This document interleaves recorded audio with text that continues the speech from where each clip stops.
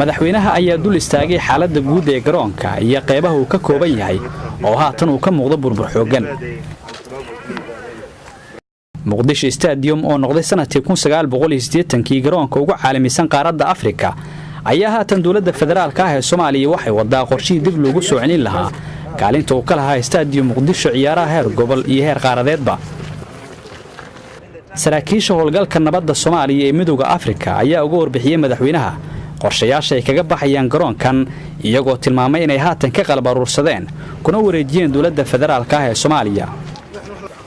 madaxweyne Farmaajo ayaa sheegay in Soomaaliya ay joogto marxalad ay higsanayso dib u dhiska kaabayaasha nolosha taas oo ay tilmaam u tahay qorshahan dib loogu dhisayo mid ka mid ah garoomada ugu wanaagsan qaaradda Afrika.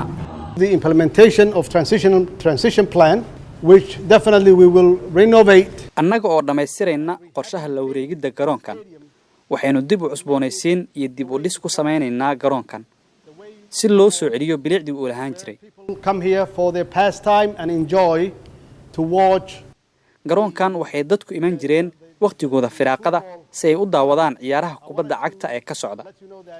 waxaan doonayaa inaad ogaataan in markii ugu horeysay ee aan garoonkan imid 80maadkii ay halkan ku ciyaarayeen kooxaha kubadda cagta ee wadamada bariga Afrika. inkastoo burbur xooggan uu soo gaaray dhismayaasha iyo qaybaha kala duwan ee garoonka qaranka ee Muqdisho Stadium oo la dhisay sanadkii 1978 haddana qorshayaasha dib u dayactirkiisa ayaa waxaa dhiirigelinaya xusuus reebka uu ku leeyahay taariikhda dalka oo ay ka mid tahay in lagu martigeliyo ciyaaraha kooxaha dalalka bartamaha iyo bariga qaaradda Afrika ciyaaraha heer qaran iyo bandhig faneedyo taariikhi ah. Muhiidiin Macalin Cabdulla warbaahinta qaranka Muqdisho.